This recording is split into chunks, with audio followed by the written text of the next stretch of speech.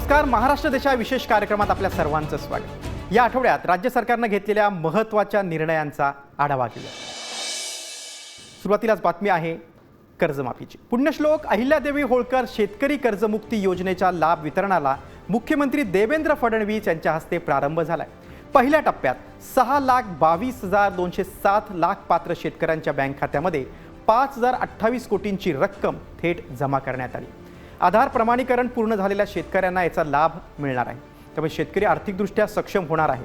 यावेळी उपमुख्यमंत्री सुनेत्रा पवार उपस्थित होते.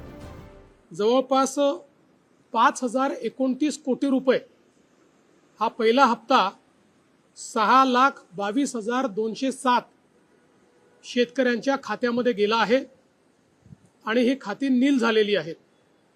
हे जे काही सगळे अकाउंट्स आहेत हे सगळे क्लिअर होऊन आणि त्याच्यामध्ये पैसे टाकण्याची सुरुवात झालेली आहे. पुढच्या काळामध्ये सगळे जेवढे अकाउंट्स ऑथेंटिकेट होतील त्या सगळ्या अकाउंट्समध्ये पैसे टाकून आपल्या शेतकऱ्यांना कर्जमाफीचा पूर्ण जो काही बेनिफिट आहे हे आपण त्या ठिकाणी देणार आहोत. कोल्हापूर येथील ऐतिहासिक संगीत सूर्य केशवराव भोसले नाट्यगृहाचं मुख्यमंत्री देवेंद्र फडणवीस यांच्या हस्ते लोकार्पण सोहळा पार पडला. अत्याधुनिक सुविधांनी नटलेली ही वास्तू 21 महिन्यांच्या अथक परिश्रमानंतर आता उभी राहिली.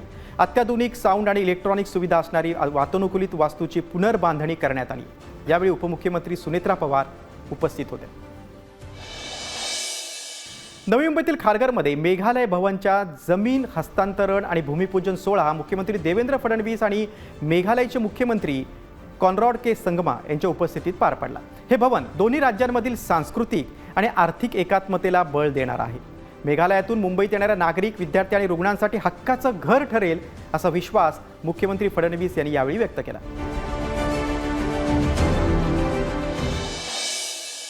नाशिक त्र्यंबकेश्वर महासिंहस्थ कुंभमेळा 2027च्या तयारीबाबत मुख्यमंत्री देवेंद्र फडणवीस यांच्या अध्यक्षतेखाली आढावा बैठक पार पडली. सह्याद्री अतिथीगृहावर झालेल्या या बैठकीला उपमुख्यमंत्री सुनेत्रा अजित पवार उपस्थित होत्या. कुंभमेळ्याचं नियोजन, पायाभूत सुविधा आणि विकास कामांबाबत या बैठकीमध्ये सविस्तर चर्चा करण्यात आली. मुंबईतील एअर इंडिया इमारतीच्या नूतनीकरणात लोकाभिमुख प्रशासकीय रचनेला प्राधान्य देण्याचे निर्देश मुख्यमंत्री देवेंद्र फडणवीस यांनी दिलेत. विविध शासकीय विभागांचं स्थलांतर नागरिकांना आणि प्रशासनाला सोयीचं ठरेल अशा पद्धतीनं नियोजन करण्याचे आदेश त्यांनी दिलेत. रायगडमधील करंजा मत्स्यबंदराच्या विकासाला गती देण्यासाठी अत्याधुनिक यंत्रणा आणि अनुभवी मनुष्यबळ वापरण्याचे निर्देश मुख्यमंत्री देवेंद्र फडणवीस यांनी दिलेत. वार्षिक 4,500 मेट्रिक टन मत्स्य उत्पादन हाताळणाऱ्या या प्रकल्पाच्या पहिल्या टप्प्यातील कामे पूर्ण झाली. दुसऱ्या टप्प्यातील 151.29 कोटींच्या प्रस्तावाला गती देऊन मच्छीमारांना आधुनिक सुविधा उपलब्ध करून देण्याचे शासनाचं धोरण आहे.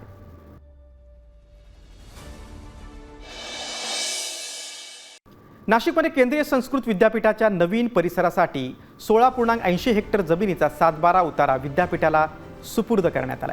मुख्यमंत्री देवेंद्र फडणवीस यांच्या हस्ते हा हस्तांतरण सोहळा झाला. सुमारे 400 कोटी रुपयांच्या प्रकल्पाद्वारे संस्कृतसह कृत्रिम बुद्धिमत्ता, डेटा सायन्स आणि आधुनिक तंत्रज्ञानाचं शिक्षण दिलं जाणार आहे. याद्वारे नाशिक देशातील प्रमुख शैक्षणिक आणि संशोधन केंद्र म्हणून विकसित होईल. महाराष्ट्राच्या विकासासाठी ब्रिक्स देशांनी अनुभव आणि तंत्रज्ञानाचं आदानप्रदान करावं असं आवाहन उपमुख्यमंत्री एकनाथ शिंदेंनी मुंबईतील ब्रिक्स फ्रेंडशिप सिटीज कॉन्क्लेव्हमध्ये केले. शहरांचा विकास केवळ इमारतींपुरता मर्यादित नसून तो नागरिकांच्या जीवनमानाशी जोडलेला असावा असं त्यांनी स्पष्ट केलं. वाढतं शहरीकरण ही समस्या नाही, एक मोठी संधी आहे.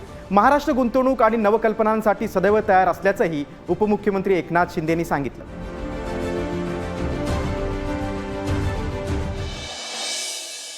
म्हाडाच्या प्रलंबित प्रकल्पांना गती देत सर्वसामान्यांसाठी मोठी घरांची लॉटरी लवकरात लवकर जाहीर करण्याचे निर्देश उपमुख्यमंत्री सुनेत्रा पवार यांनी दिलेत.